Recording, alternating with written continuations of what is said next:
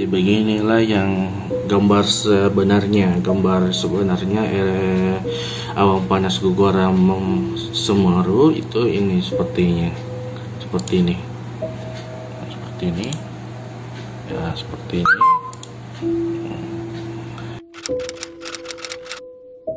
Gunung Semeru, gunung tertinggi di Pulau Jawa, gunung yang dipercaya menjadi tempat bersemayamnya dewa-dewa. Gunung ini tentu memiliki pesonanya sendiri, tapi seperti yang kalian tahu, setiap gunung memiliki ceritanya masing-masing. Setiap gunung memiliki pesona dan misterinya masing-masing. Hari ini kita akan membahas mengenai Gunung Semeru, kejadian-kejadian yang bisa dibilang memilukan hati kita dan perlu bagi kita untuk mendoakan mereka yang telah gugur di Gunung Semeru, dan juga tentang asal-usul Gunung Semeru.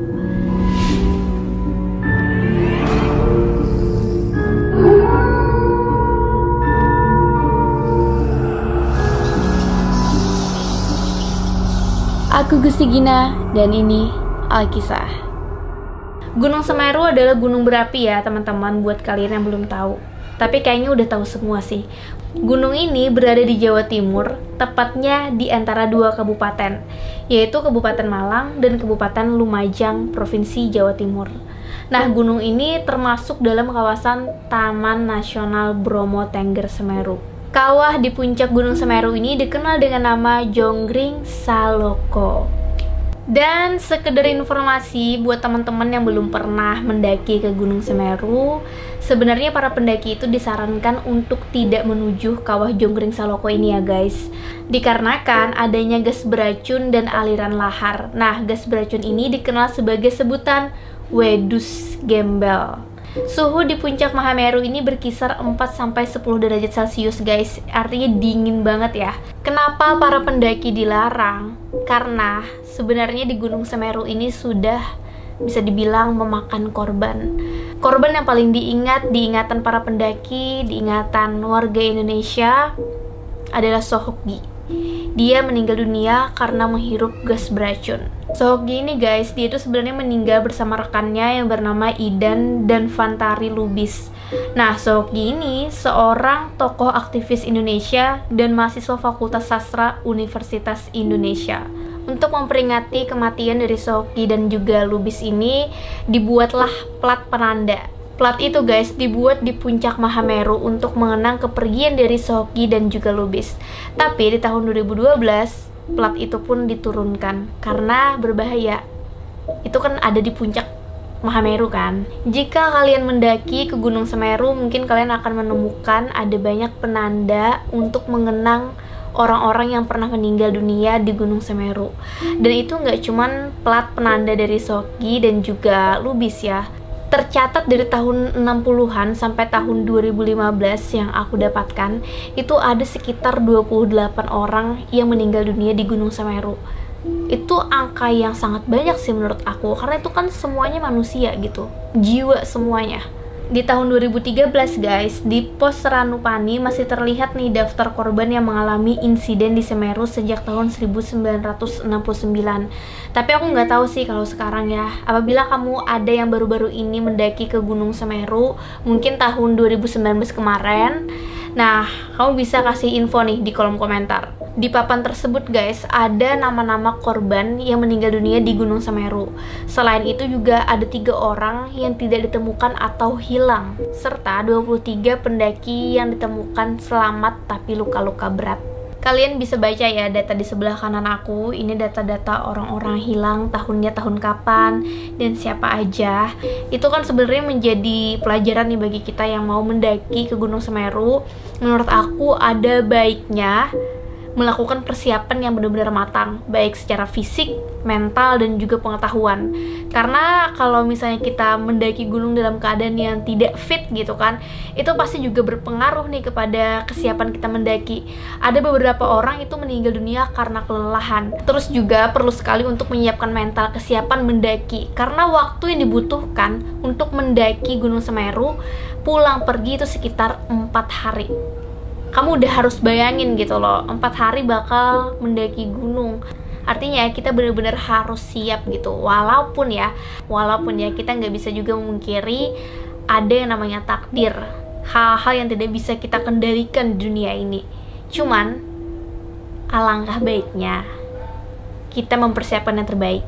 Oleh karena itu, di sini aku bakal menceritakan kepada kalian kira-kira mitos apa aja sih yang beredar di masyarakat di sana dan juga asal-usul dari Gunung Semeru. Karena dengan pengetahuan ini, mungkin kamu bisa mendapatkan gambaran gimana sih Gunung Semeru bagi yang belum pernah mendaki di sana. Gunung Semeru ini layaknya seperti gunung-gunung yang lain juga memiliki misterinya sendiri. Namun Gunung Semeru ini menurut aku lebih digambarkan sebagai gunung yang sakral. Lebih tepatnya itu sakral gitu, suci. Yang mana gunung ini berdasarkan legenda asal-usulnya, gunung ini memang dibawa oleh para dewa untuk memaku Pulau Jawa. Nah, makanya ada kepercayaan bahwa puncak Mahameru itu adalah puncak di mana para dewa bersemayam. Dari legenda inilah kemudian berkembang nih mengenai mitos-mitos terkait Gunung Semeru. Gunung Semeru dipercaya ada memiliki beberapa spot angker. Mungkin spot-spot ini harus menjadi tempat di mana kita mewanti-wanti untuk menjaga sikap. Tapi nggak cuma di spot-spot ini ya, di tempat-tempat lain pun, dimanapun kita berada, apalagi kalau kita pendatang, ada baiknya kita menjaga lisan dan juga perilaku kita. Nah, tempatnya apa aja?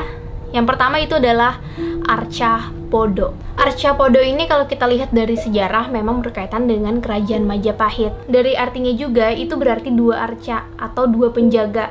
Nah, para pendaki di sana mengaku banyak melihat dua patung ini. Namun yang anehnya, mereka itu memiliki penglihatan yang berbeda-beda dalam ukuran. Jadi kayak ada yang bilang seukuran anak kecil, ada juga yang bilang seukuran dewasa. Semacam beda gitu loh penglihatannya. Walaupun nyatanya, wilayah Arcapodo ini sebenarnya dipakai banyak para pendaki untuk beristirahat. Yang mana kawasan ini tuh bisa terbilang datar, jadi lebih mudah gitu loh untuk beristirahat. Tempat selanjutnya adalah Danau Ranu Kumbolo. Nah, danau ini tuh bisa dibilang sakral juga sih menurut aku, karena kan Gunung Semeru secara umum sakral gitu kan. Di sini dipercaya ada dewi penunggunya, guys. Ya, dewi. Yang mana biasanya dewi ini bisa menunjukkan dirinya menggunakan kebaya kuning. Jadi mungkin aja tuh kalau misalnya kamu memiliki sensitivitas terhadap hal gaib, bisa aja kamu melihat penampakan dewi ini. Tapi bagi kamu yang tidak sensitif seperti aku, mungkin ya biasa aja gitu kan. Tapi ada baiknya juga lagi-lagi menjaga sikap di sana. Terus ikan mas di Danau Ranu Kumbolo ini juga ada mitosnya. Masyarakat bahkan percaya kalau ikan mas itu adalah jelmaan dari dewi penjaga Ranu Kumbolo. Makanya dilarang memancing di sana. Lalu guys, ada juga nih cerita di sekitar Danau Ranu Kumbolo ini, pendaki pernah melihat penampakan setan, makhluk astral, hingga penampakan pocong, poci. Itu serem banget kan? Makanya kalau di sana jangan lupa juga nih baca-baca doa. Semoga kita terhindar dari gangguan-gangguan makhluk halus yang usil.